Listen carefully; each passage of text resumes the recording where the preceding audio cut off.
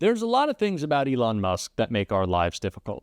I got a whole long list that I could go through, but the one that came to mind most today, because of what Donald Trump did, is what we should call Elon Musk. Is he the head of Doge, co-president, shadow president, actual president, vice president?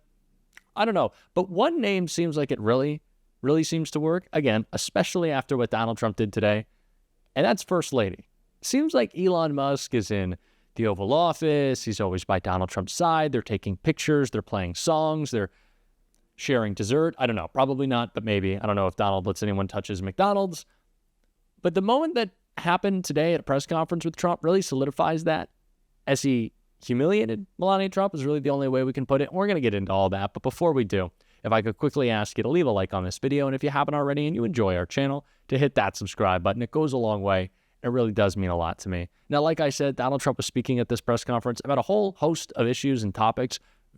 A lot of them were about Elon. So before we get into what he said that really humiliated Melania, let's check out this one right here. So Democratic lawmakers are really upset that Doge engineers have access to these Treasury payment systems. The Senate Intel Council wrote a letter to the files. They're saying that these systems are used to disperse trillions of dollars each year and contain everyday Americans' personal information like social security numbers, home addresses, bank accounts. Why does Doge need all of that? Well, it doesn't, but they get it very easily. I mean, we don't have very good security in our country, and they get it very easily. And what we're doing, if you look at what has just taken place with respect to some of the investments that have been made on another agency that people have been talking about for years, but nobody did anything about it. It's absolutely obscene, dangerous, bad, very costly. I mean, virtually every investment made is a con job. There's nothing of value to anybody unless there's a kickback scheme going on, which is possible. And we're going to be doing more and more of that. We're going to be looking at Department of Education. We're going to be looking at even our military. We're going to be looking at tremendous amounts of money, Peter, being spent on things that bear no relationship to anything and have no value. We're talking about trillions of dollars. It will be, in the end, trillions of dollars being absolutely wasted, and perhaps illegally. I would say certainly in many cases illegally, but perhaps illegally overall. And I'm very proud of the job that this group... Now, we're going to talk about Elon's little weirdo squad of tech hackers tearing apart our government a little bit later in the show, because I want to get into that. But Donald Trump's complete disregard for it, which I don't actually think is the case. I don't think it's that he doesn't care. I think he doesn't actually know. It reminds me of when Trump was trying to distance himself from Project 2025 and said, well, I've never even read it, which was the only believable thing that Donald Trump has ever said, is that he wasn't able to get through an 800-page document. I don't think Donald Trump can get through an 8-page document unless it's mostly pictures. So yeah, that's not a shock to me. But that's concerning. Like, I think I might actually be more concerned with Trump not knowing anything going on with Elon or not caring, more so than giving him complete free range. Because then what is happening? What security clearances aren't being checked? What is open to him to destroy? That terrifies me. And again, more of that Trump doesn't really care was shown in this clip right here. I wonder what you make of the criticism from Democrats that these staff reductions, the cuts that Elon Musk and Doge are doing are an unlawful power grab. Is there anything you've told Elon Musk he cannot touch? Well, we haven't discussed that much. I'll tell him to go here, go there. He does it. He's got a very capable group of people. Very capable. They know what they're doing. They'll ask questions, and they'll see immediately as somebody gets tongue-tied that they're either crooked or don't know what they're doing.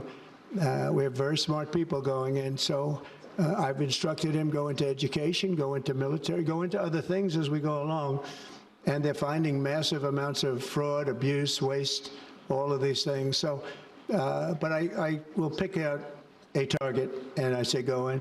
There could be areas that we won't, but I think everything's fertile. You know, we're a government. We have to be open. And I don't want to give Elon any credit, but it clearly seems like he's very good at playing Donald Trump on this, that he doesn't want to have that conversation, clearly, because then he can just kind of escape accountability. If they don't talk about what Elon can't do, if he never raises it, then he just do whatever he wants. Which is clearly what he is doing. And what he's doing is breaking the law and allowing 19 and 22-year-olds to do it as well. Again, we're going to talk about that a little bit more in just a bit. But before we get into the really depressing news, I want to see some humiliation of Melania Trump and a response that Trump gave to a question right here. I have two on Doge. Elon Musk said today, I love Donald Trump as much as a straight man can love another man. What does the First Lady think about that? Oh, I think she'll be okay with it somehow.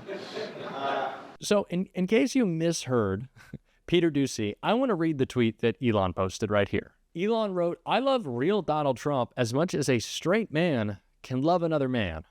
I don't know why he had to preface with as much as a straight man can love another man. I think we're all allowed to love each other. But in the words of the great philosopher Tim Walz, these guys are weird. Just weird dudes. And then Trump saying, I don't really think Melania cares. I guess that kind of humiliates him as well.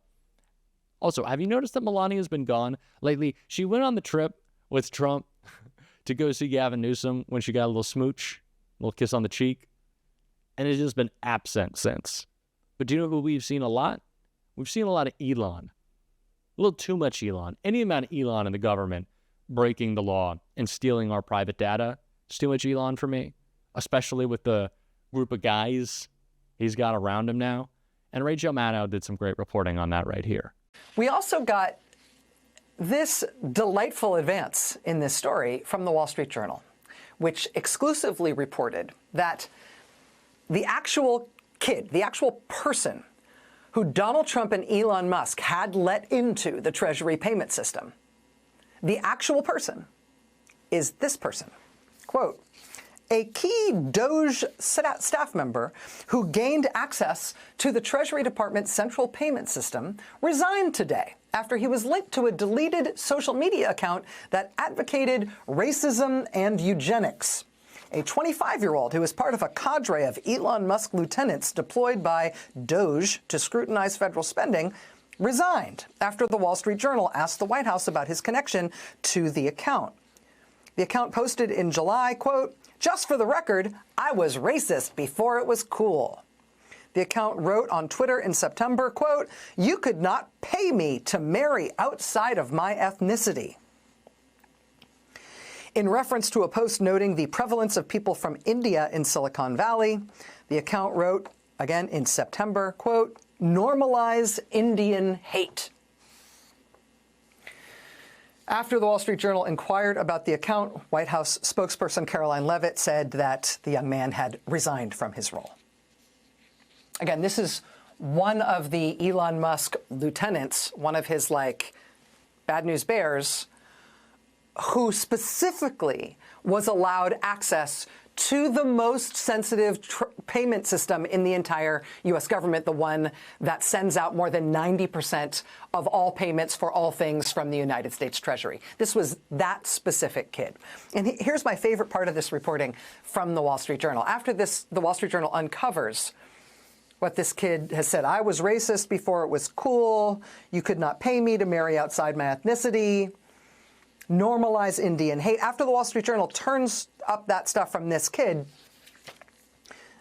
the Journal then does, there's then an interview, with Bloomberg, in which Treasury Secretary Scott Bessent, quote, defended the work of Doge employees appended to the Treasury Department, describing them as, quote, highly trained professionals. That's why he gave them access to the most sensitive payment system in the entire U.S. government that partisan political actors have never had access to before in the history of this country. It's because he checked. They're highly trained professionals. Normalize Indian hate. At Wired tonight, we learn about another of Elon Musk's JV team, these highly trained professionals that are very trusted by the U.S. Treasury Secretary. This is from Wired.com tonight, quote, a young technologist known online as Big Balls, who works for Elon Musk's so-called Department of Government Efficiency, DOGE, has access to sensitive U.S. government systems. Highly trained professionals. However, his professional and online history call into question whether he would pass the background check typically required to obtain security clearances, according to security experts who spoke with Wired. Quote, one of the companies he founded, which is called Tesla.Sexy LLC, controls dozens of web domains, including at least 2 that are registered in Russia. One of those domains, which is still active, offers a service called Helfy, which is an AI bot for Discord servers targeting the Russian market.